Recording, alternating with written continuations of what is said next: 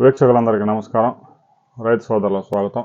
భారత వాతావరణ శాఖ ఒక కీలక అప్డేట్ రిలీజ్ చేసింది. బంగాళాఖాతంలో ఇప్పటికే ఒక అల్పపీడనం ఏర్పడింది. నైరుతి బంగాళాఖాతంలో ఏర్పడిన ఈ అల్పపీడనం ప్రభావంతో ముఖ్యంగా రాయలసీమ, నెల్లూరు, ప్రకాశం జిల్లాల్లో అతి భారీ వర్షాలు నమోదయ్యే అవకాశం ఉంది.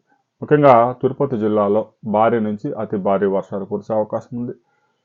నైరుతి బంగాళాఖాతంలో ఏర్పడిన అల్పపీడనం ప్రభావంతో దక్షిణ కోస్తా జిల్లాల్లో 40 నుంచి 60 కిలోమీటర్ల వేగంతో చలి గాలులు, పెనుగాలులు వీచే ప్రమాదం కూడా ఉంది.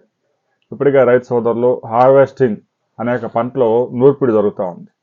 ముఖ్యంగా గోదావరి డెల్టాలో, కృష్ణా డెల్టాలో వరి పంట హార్వెస్ట్ అవుతూ ఉంది. కొన్ని మెట్ట ప్రాంతాల్లో మొక్కజొన్న కూడా పెద్ద ఎత్తున సాగు చేశారు. ఇక పత్తి కూడా చేతికి వచ్చే సమయం అయింది. ఇప్పటికే తీస్తూ ఉన్నారు. ఈ పంటలన్నీ తీస్తున్న సమయంలో విరుచుకుపడుతున్న వర్షాలు తీవ్ర నష్టాన్ని మిగుల్చుతున్నాయి.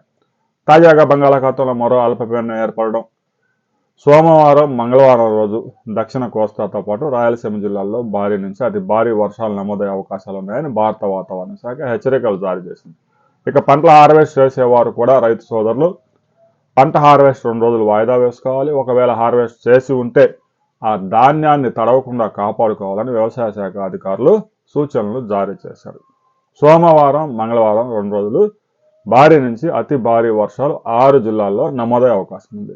ఇక కృష్ణా, గుంటూరు, ఉభయ గోదావరి జిల్లాల్లో అక్కడక్కడ మోస్తరు వర్షాలు నమోదయ్యే అవకాశం ఉంది. తెలంగాణలో కూడా కొన్ని ప్రాంతాల్లో, దక్షిణ తెలంగాణలో ఈ నైరుతి బంగాళాఖాతంలో ఏర్పడిన అల్పపీడన ప్రభావం చూపించే అవకాశం ఉంది. రాబోయే కొద్ది గంటల్లో ఏ ప్రాంతాల్లో ఎంత వర్షపాతం నమోదైంది అనే వివరాలతో మరో వీడియోలో మనం కలుసుకుందాం.